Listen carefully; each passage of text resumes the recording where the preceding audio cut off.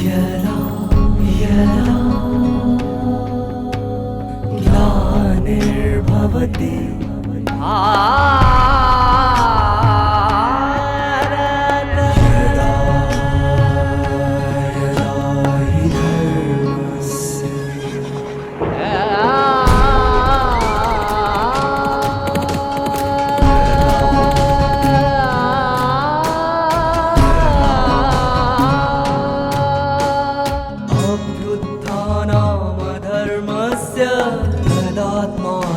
सृजाम्यहं परित्राणाय साधूनां विनाशाय च दुष्कृतां विनाशाय धर्म संस्थापनार्थाय संभवामि युगे युगे युगे युगे युगे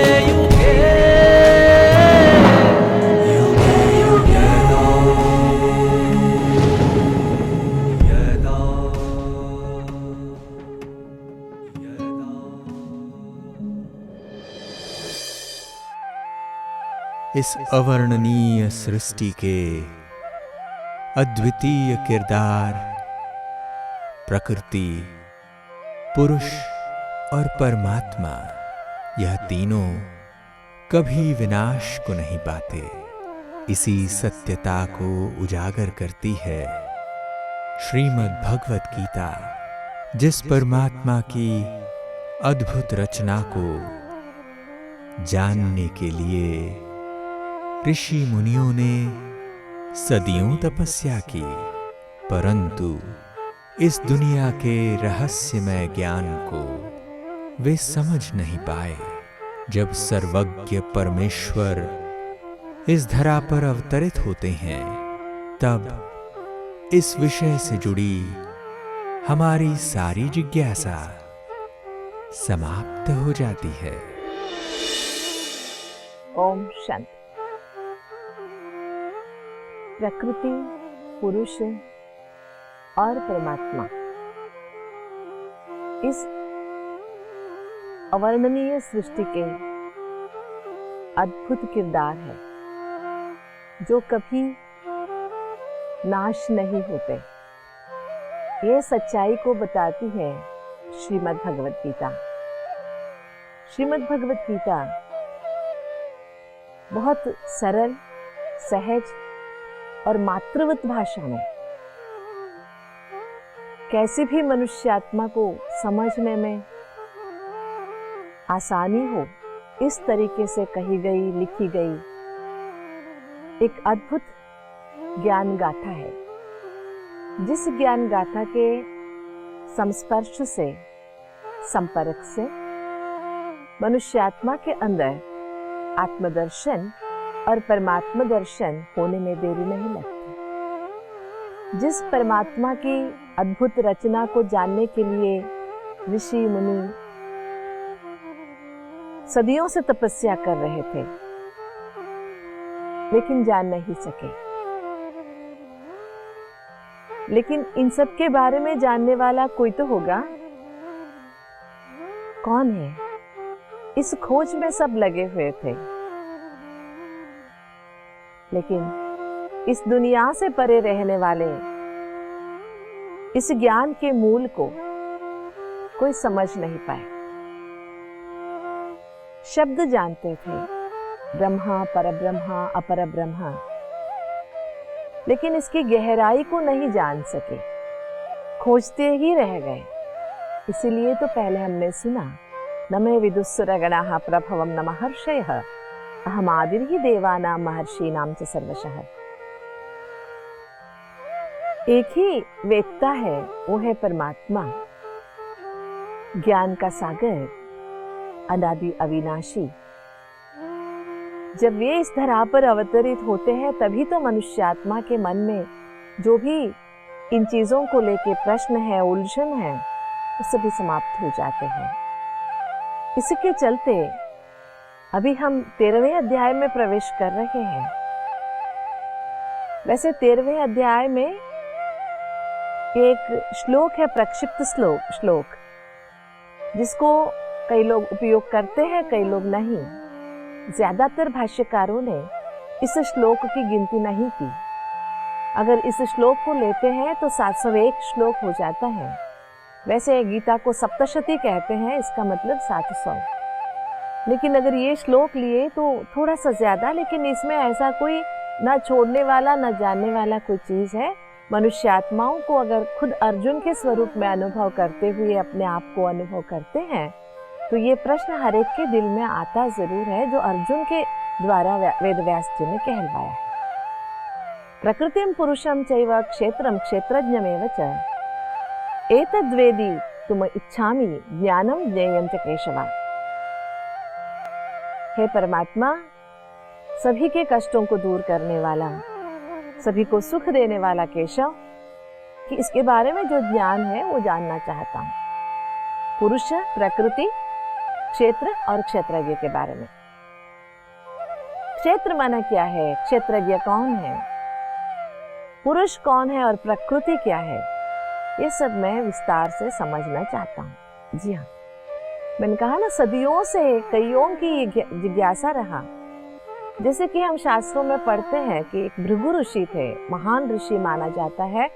और ये भृगु ऋषि अपने पिताजी से पूछते हैं, ये ब्रह्म क्या है, परमात्मा कौन है? तो कहते हैं ब्रह्म वो शक्ति है जो सभी को खुशी दे। ब्रह्म वो ताकत है जो मनुष्य आत्मा को सदैव शक्तिशाली बनाए रखे। ब्रह्म एक विस्तार है। बस इतना कहकर तुम ढूंढो ब्रह्म का, अध्ययन करो, ऐसे कह देते। बालक भृगु को समझ में नहीं आता। माँ उसे खाना परोसती है। भोजन खाने के बाद बहुत सुकून मिलता है, आनंद अनुभव करते पकवान खाते खाते। तो पहले वे सोचते हैं शायद अन्न ही ब्रह्म है, ज्यादा खाने लगते हैं। 3 समय पेट भर के ज्यादा खाते हैं। लेकिन बाद में वे पाते हैं दोपहर को खाया था पेट भर के, लेकिन शाम तक खाली हो गया। ब्रह्म वो शक्ति है जो कभी कम नहीं होता, तो ये ब्रह्म नहीं है। तो फिर उन्होंने सोचा शायद अन्न ब्रह्म नहीं है, तो ये शरीर कैसे चलता है, प्राण से, तो शायद प्राण ब्रह्म होगा। लेकिन उन्होंने देखा कि मुद्दे में प्राण नहीं होता है, तो ब्रह्म कभी नाश को नहीं पाता, तो प्राण ब्रह्म नहीं है। फिर उन्होंने सोचा शायद मन ब्रह्म होगा, मनोमय कोश को समझने की कोशिश करते, लेकिन मन में भी कभी खालीपन आ जाता है, विक्षिप्तता आ जाती है। इसके बाद अन्नमय कोश, प्राणमय कोश, मनोमय कोश। फिर उन्होंने सोचा शायद शास्त्रों का अध्ययन करने से परमात्मा मिलेगा, ज्ञानमय कोश। लेकिन जितना अध्ययन करते हैं उतना उलझन में पड़ते जाते हैं, जिज्ञासा और बढ़ती जाती है, संपूर्णता का अनुभव नहीं होता। अच्छा ये जान लिया, ऐसा फुल स्टॉप कहीं नहीं आता। तो बाद में उन्हें समझ में आता है, जब वो अनुभव करते जाते, खुद के साथ खुद का जब मिलन होता है, अंतरात्मा परमात्मा के साथ मिलन मनाती है, तो वो लिखते हैं आनंदमय कोश। जब हम जो है संतोष का मूल जब हम जान लेते हैं, तभी हमारे अंदर आनंद की अनुभूति होती है। अब पाने का कुछ नहीं है, जिज्ञासा समाप्त हो जाती है, तो हम शायद परमात्मा को जानने के लिए योग्य बनते हैं। ऐसी ही स्थिति है अर्जुन की। तो अर्जुन की इन बातों को सुनकर भगवान वाच ये लिखा गया है, इदम शरीरम कौन्तेय क्षेत्रमित्यभिधीयते एतद्यो वेत्ति तं प्राहुः क्षेत्रज्ञ इति तद्विदः। ये शरीर को क्षेत्र कहते हैं। इस क्षेत्र के बारे में जो जानता है वो क्षेत्रज्ञ कहलाता है। स्पेशली आगे चलकर जो हम क्षेत्र की विस्तार से सुनेंगे, थोड़ी सी कंफ्यूजन जरूर होगी, लेकिन हम स्पष्टता जरूर करेंगे इसमें। आत्मा के लिए ये शरीर क्षेत्र है। जो इस क्षेत्र के बारे में जानता है और इस क्षेत्र में रहता है वो है क्षेत्रज्ञ। ये शरीर एक क्षेत्र है। जैसे क्षेत्र का कोई एक ही अर्थ नहीं है ना। संगीत के क्षेत्र में लता मंगेशकर बहुत बड़ी हस्ती है। संगीत का क्षेत्र, द फील्ड ऑफ म्यूजिक, है ना। ये क्षेत्र का शब्द अलग हो गया।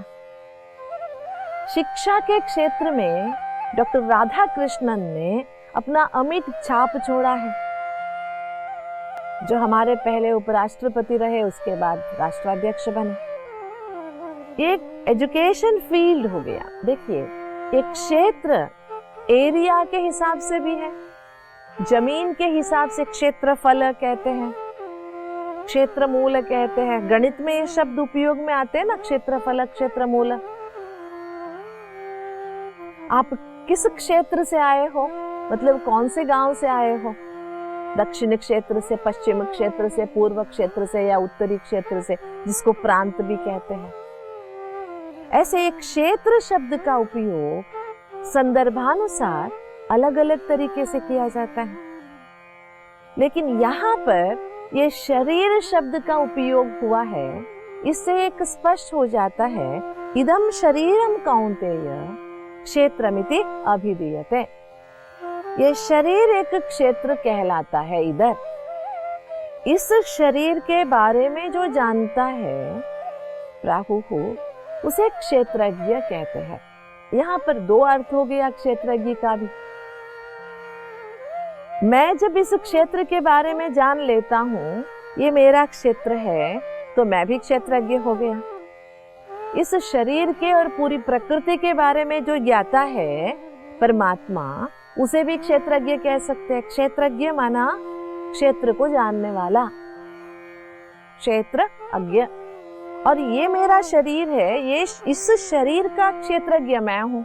पूरी सृष्टि को एक क्षेत्र माना जाए तो इस क्षेत्र का क्षेत्रज्ञ तो परमात्मा है।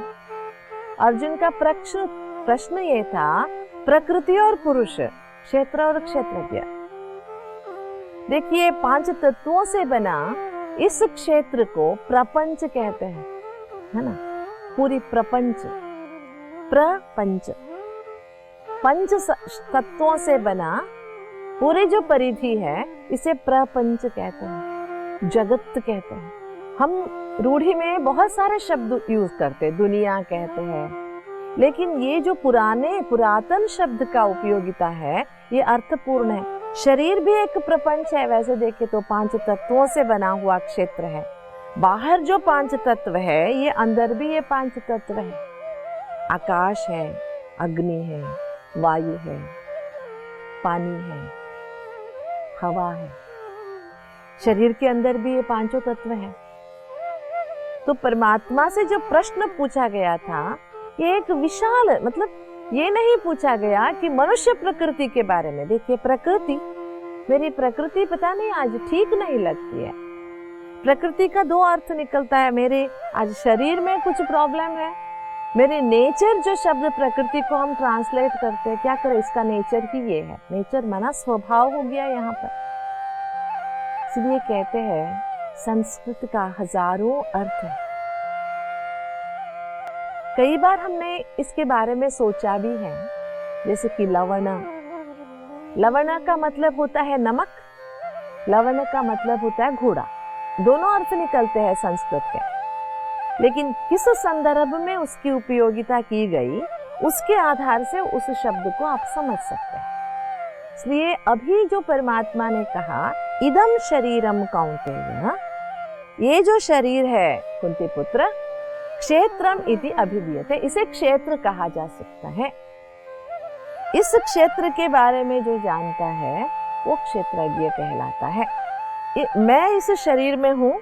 जब मैं इस शरीर के बारे में जानता हूँ और ये शरीर और मैं अलग हूँ ये जानता हूँ, मैं आत्मा, जिसके बारे में अर्जुन ने पूछा कि पुरुष प्रकृति है ना, पुरुष माना आत्मा, प्रकृति माना ये 5 तत्वों का शरीर। ये पूरी दुनिया एक प्रकृति है, इस प्रकृति को संभालने वाला प्रकृतिपति परम पुरुष परमात्मा है। दोनों मीनिंग इसके अंदर छिपे हुए हैं। पूरे इस सृष्टि को जानने वाला ज्ञान का सागर क्षेत्रज्ञ परमात्मा है। कितने अच्छी तरह से परमात्मा ने हमें इसके विस्तार और सार को भी समझा दिया।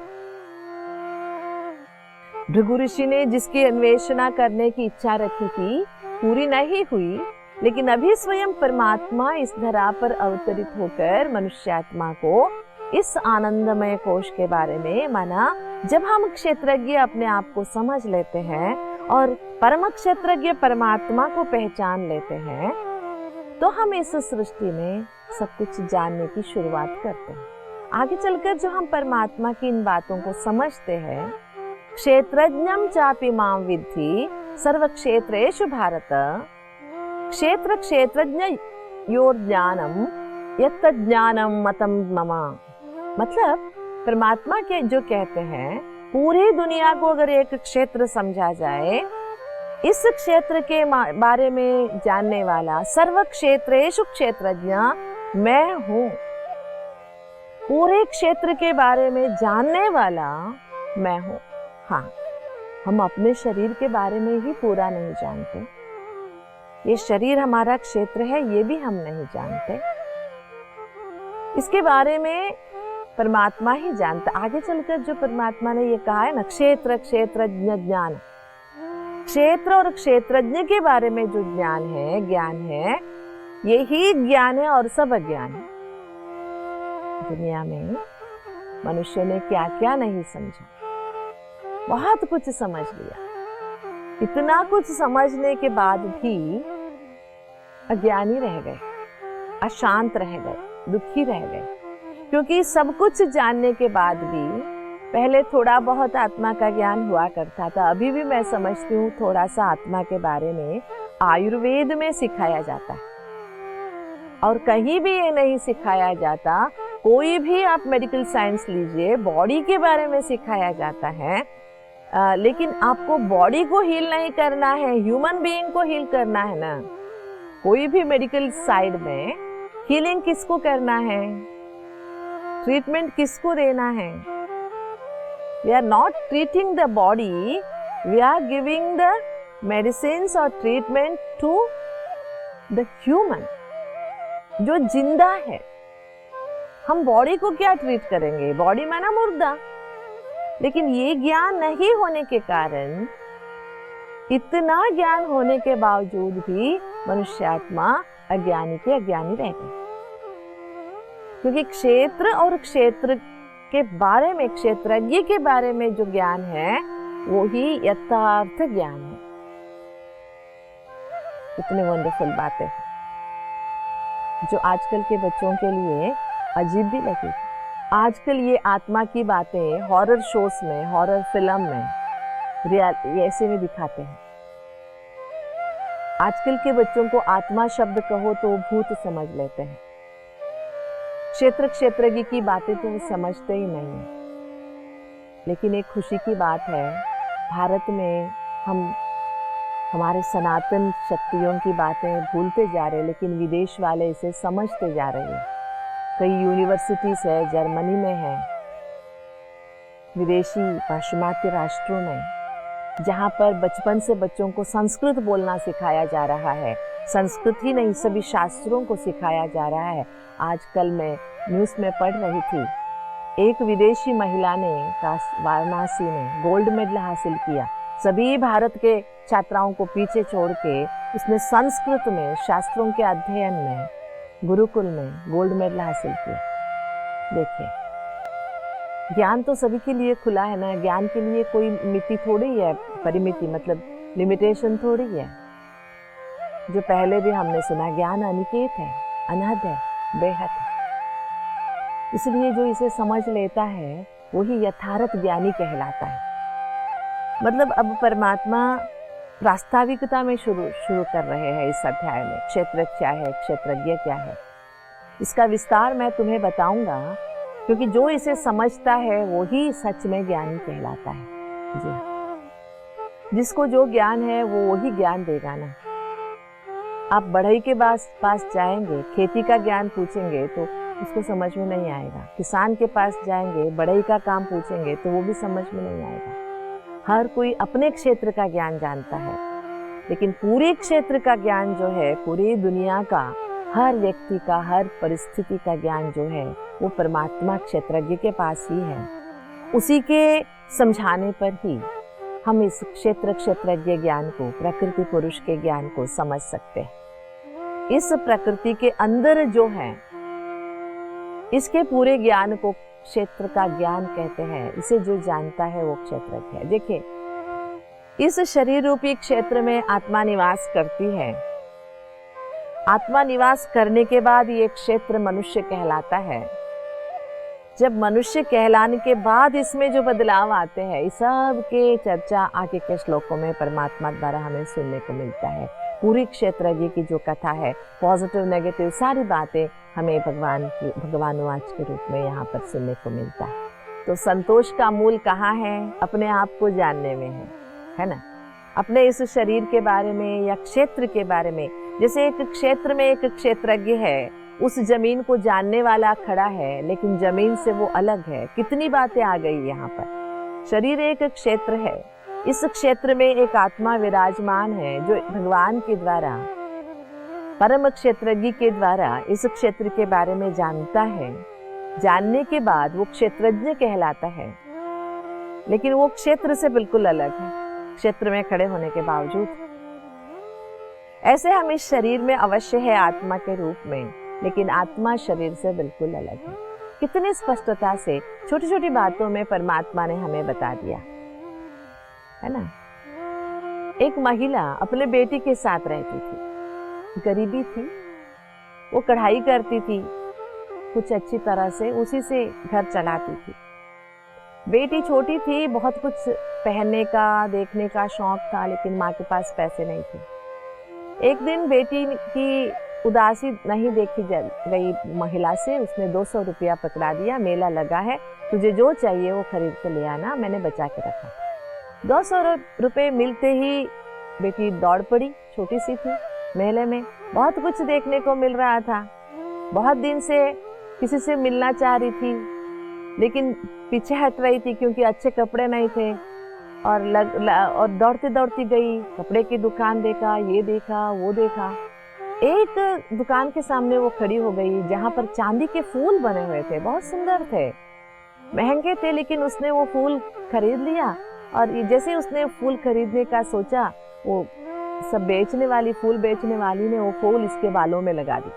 जैसे फूल बालों में लगा दिया तो देखने में बहुत सुंदर लगने लगी और उसको पता चला कि मैं इतना सुंदर हूँ। वहां से दौड़ती गई, कब फूल गिर गया इसको पता ही नहीं चला। सब कहने लगे, रे तू कितनी सुंदर है, तू फूल ही नहीं समाई। लेकिन बाद में देखा पैसे तो दुकान में छूट गए थे, लेने के लिए दौड़ी, वहां पर पैसे भी वहीं थे, फूल भी वहीं थे। तो खुशी किस बात की थी? ना फूल की थी, ना पैसे की थी, ना आईने की थी, लेकिन अपने आप को पहचानने की थी कि मैं सुंदर हूँ। जब हम भी अपने आप को पहचान लेते हैं तो हमारे अंदर की खुशी की भी कोई पार नहीं रहता है। तो चलिए, भगवान इस शरीर की पहचान भी करा रहे। शरीर एक क्षेत्र है, हम सब आत्मा एक क्षेत्रज्ञ है, और इस सेपरेशन की भी अनुभूति हो रही है। तो इसकी गहराई में आनंद की अनुभूति करते आनंदमय कोश में अपने आप को पहचानें। ओम शांति। ज्ञान सागर परमपिता परमात्मा द्वारा सरल भाषा में उच्चारित श्रीमद् भगवद गीता एक ऐसी अद्भुत ज्ञान गाथा है जिसका बोध हर मनुष्य आत्मा को सहजता से हो जाता है। इसके संयोजन से मनुष्य को आत्म दर्शन के साथ साथ परमात्म दर्शन भी हो जाता है। दोस्तों, इस सारी सृष्टि का सारा ज्ञान परमात्मा के पास है और उनके द्वारा समझाने से ही इसकी स्पष्टता हो सकती है। गीता ज्ञान द्वारा क्षेत्र और क्षेत्रज्ञ इन दो शब्दों का अंतर वे हमें समझा रहे हैं। क्षेत्र इस शब्द का समय प्रति समय विभिन्न संदर्भ में तरह तरह से प्रयोग किया जाता है। जैसे कि किसी से पूछा जाता है कि आप किस क्षेत्र अर्थात स्थान से हो, या फिर संगीत का विज्ञान का क्षेत्र कहा जाता है। उसी प्रकार इस शरीर को भी एक क्षेत्र कहा जाता है। आत्मा के लिए शरीर क्षेत्र है और आत्मा इस क्षेत्र का क्षेत्रज्ञ है। क्षेत्रज्ञ माना क्षेत्र को जानने वाला। यह सारी सृष्टि भी एक क्षेत्र ही है और इस विशालकाय सृष्टि रूपी रचना को जानने वाले क्षेत्रज्ञ स्वयं ज्ञान सागर परमात्मा है। तो चलिए परमात्म ज्ञान से स्वयं का वास्तविक परिचय प्राप्त करके आप भी अपार खुशी का अनुभव करते रहिए। ओम शांति।